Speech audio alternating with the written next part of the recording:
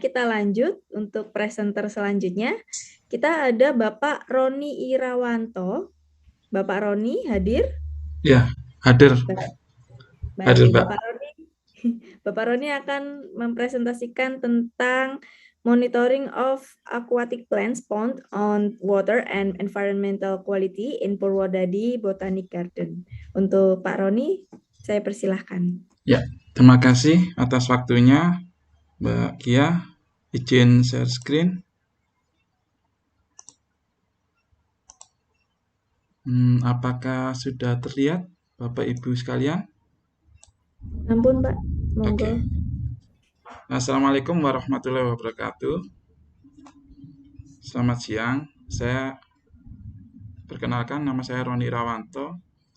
Dengan 3 promotor ini, Bapak Bagio Yanuarwiyadi, Bapak Amin Setioleksono, dan Bapak Sumarno sebagai promotor, dan saya dari Pascasarjana Universitas Brawijaya ingin mempresentasikan mengenai pemantauan kualitas air dan lingkungan pada kolam tanaman air di Kebun Raya Purwodadi.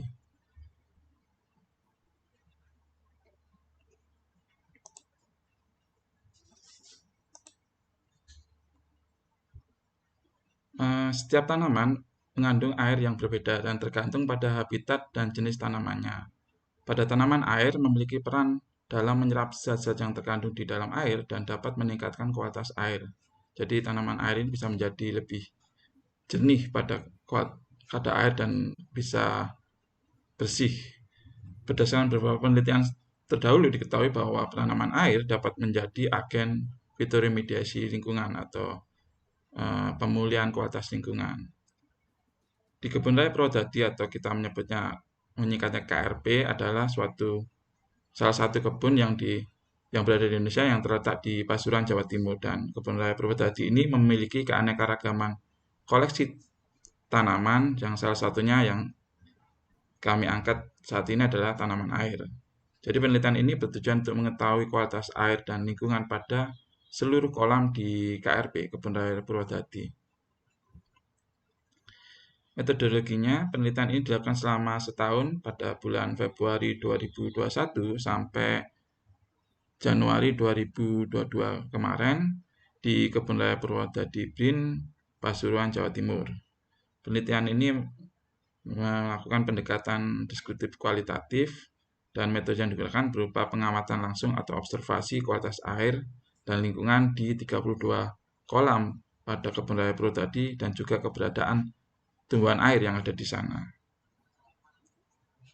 Parameter yang diukur di setiap bulannya selama setahun berupa parameter air yaitu pH, TDS, suhu, dan 14 parameter lainnya yang menggunakan test strip seperti pada gambar. Kemudian parameter lingkungan berupa intensitas cahaya, suhu, dan kelembapan udara. Hasil pembahasan ini adalah parameter klimatologi atau suhu di Kebun Raya Purwodadi. Ini grafiknya dari pemantauan setiap hari dari bulan Februari 2021 sampai dengan bulan Januari 2022. Dan kalau kita rangkum, jadi kualitas lingkungan yang berdasarkan pemantauan klimatologi selama 12 bulan ini, suhu minimal berkisar di 20 sampai 21, suhu maksimal di 30 sampai 33, dengan rata suhu di udara 26 sampai 28, kelembapan 70 sampai 77, dan kalau kita lihat grafik di atas itu adalah kompilasi per bulannya, dan pada tabel di bawah ini adalah kelihatan bahwa pada bulan Februari, Maret, dan April, juga November, Desember, Januari saat ini adalah musim penghujan. Jadi karena jumlah hari hujan dan curah hujannya tinggi. Kemudian untuk pemantauan setiap kolam yang berada di Kebun Raya Purwodadi, ini adalah parameter kualitas airnya dan di 32 kolam, dan ini adalah parameter kualitas air berdasarkan test strip atau uji cepat di test strip ini 32, dan kalau berdasarkan kesimpulan seluruh kolam maka kualitas air pada 32 kolam selama 12 bulan ratanya pH-nya masih di kisaran 7,69, TDS di 153, suhu air di 24, suhu udara di 31, dan kelembapan 51 pada intensitas sekitar 8,66. Dan untuk bacaan di test strip ini ada pH juga di kisaran 7, alkali 75, hardness 100, klorin tidak ketemu, iran tidak ketemu, koper tidak ketemu, lead ada tapi sedikit, nitrit ada, brom tidak ketemu, dan krom ada, sedangkan fluoride dan cyanide exit tidak ada.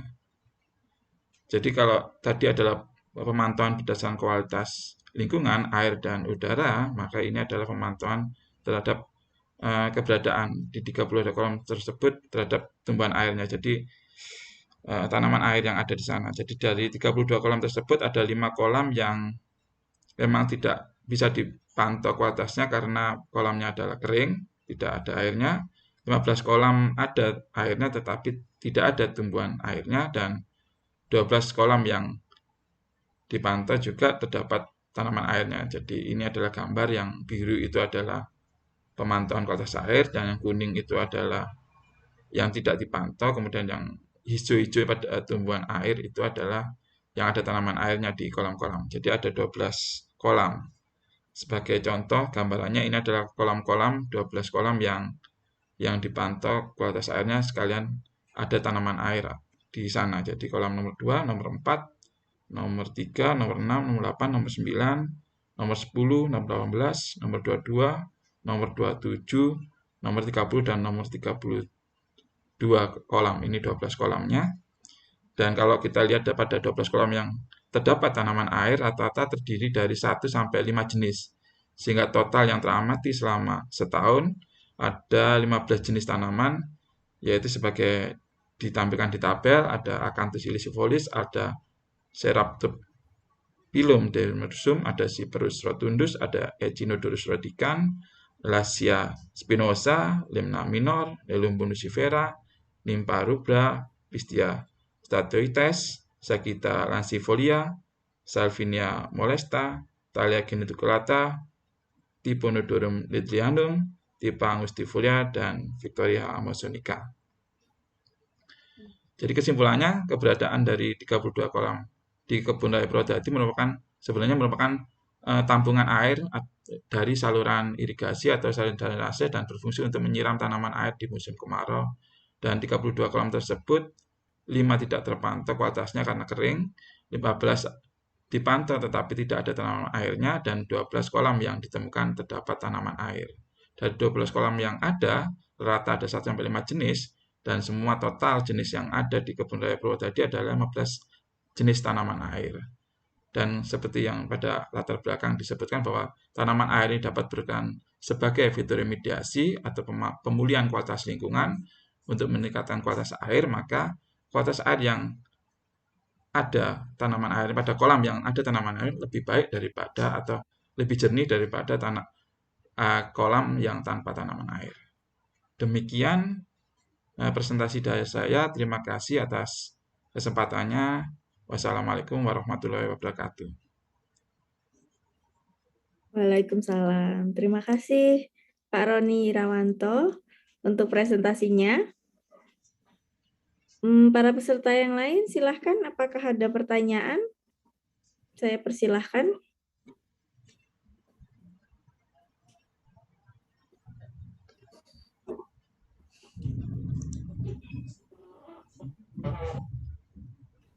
Apakah ada pertanyaan?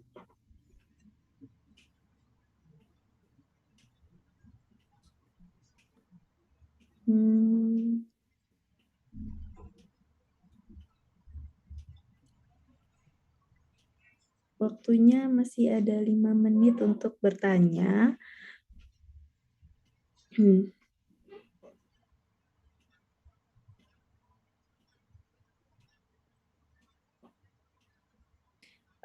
Jadi Bapak Roni, Ya, saya mau ya. bertanya. Silakan, Pak. Silakan.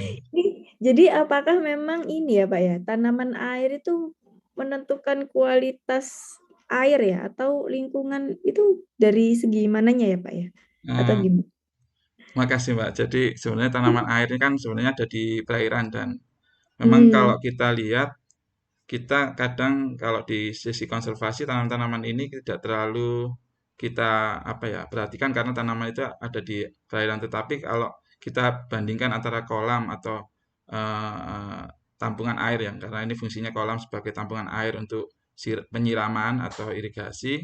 Nah, kolam itu berisi dari saliran irigasi atau drainase yang ada di mungkin ada tercampur dengan apa ya buangan limbah domestik atau limbah pertanian yang masuk di sana dan mungkin ada juga sedimentasi. Sedangkan kalau di kolam yang nggak ada tanamannya itu kan kelihatan agak keruh kalau secara visual visual karena memang di situ tidak ada apa ya tumbuhan atau tumbuhan. Yang kedua kalau kita lihat kualitas airnya di di kolam-kolam yang di air yang tidak ada tumbuhannya itu kan lebih lebih tinggi misalnya kayak kekeruannya, terus kemudian kayak suhu suhu airnya. Jadi suhu air yang tidak ada tanaman dengan suhu air pada kolam yang ada tanamannya lebih tinggi yang tidak ada tanaman. Jadi tanaman ini berfungsi sebagai ya selain estetis kalau ditanam di kolam juga berfungsi sebagai penyaring atau pemulih kualitas air. Jadi kalau kita lihat kalau memang kalau beberapa ada tanaman-tanaman air yang memang fungsinya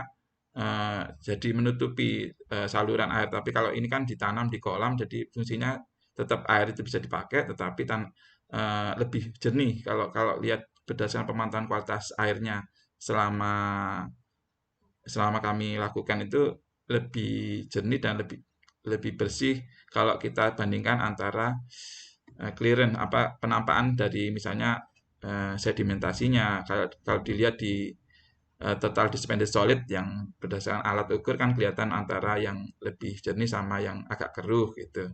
Kemudian kalau dilihat pH-nya, mungkin pH-nya memang rata-rata masih di atas tekanan normal dan kalau dilihat kayak bahan organik atau bahan non organik seperti logam atau non logam misalnya kayak tadi yang disebutkan lead, BB, CD gitu itu kan juga tidak ada karena ini memang bukan limbah industri ini kan saluran irigasi atau saluran air yang biasa di sungai gitu tetapi nilainya kan juga memang masih di bawah angka normal jadi posisinya tanaman air itu memang fungsinya kembali lagi fungsinya diciptakan berada di situ untuk menyenikan ya sebagai penyaring lah penyaring istilahnya ya nyaring eh, sebagai nutrisi dia jadi tanaman air itu hidup di air dia mengambil nutrisi dari ling- lingkungannya itu di air jadi kalau lingkungan itu tercemar atau terpolusi setidaknya dia menyaring atau menurunkan kualitas pencemaran. Jadi kalau ada fungsi tanaman di sana selain selain lebih jernih juga berfungsi untuk remediasi atau pemulihan kualitas lingkungan. Gitu sih, Mbak. Jadi memang Oh, Mbak. ya begitulah kalau saya sih. Iya, sudah Gini. jelas saya paham penjelasan dari Bapak Rodi ini. Memang ini ya tanaman nggak cuma di air saja sih sebenarnya di tanaman-tanaman biasa pun juga dia kan fungsinya untuk remediasi lingkungan juga kan ya Pak ya. Betul, betul. Bisa menyerap Hmm. misalnya pencemaran di udara, kalau tanaman itu ditanam di juga menurunkan suhu lingkungan. Misalnya kalau kita di tengah kota, di arus lalu lintas gitu, kalau tidak ada tanamannya kan akan lebih panas daripada yang ada hijau-hijaunya, ada ruang terbuka hijaunya gitu. Jadi kan dia menurunkan karena dia memberikan iklim mikro di sekitarnya. Juga bisa jadi habitat tempat kalau di air tempat habitat atau biota air yang lain gitu. Yang kalau di udara bisa atau di darat bisa jadi habitat satwa, bisa ada burung, ada yang lainnya. Jadi memang fungsinya lebih untuk arah ke sana untuk apa ya remediasi, fitur remediasi kalau kita menyebutnya fitur remediasi. Nggih, Baik, terima kasih Pak atas penjelasannya. nggih sama-sama. Waktunya sudah habis. Nggih, terima kasih. Baik, kita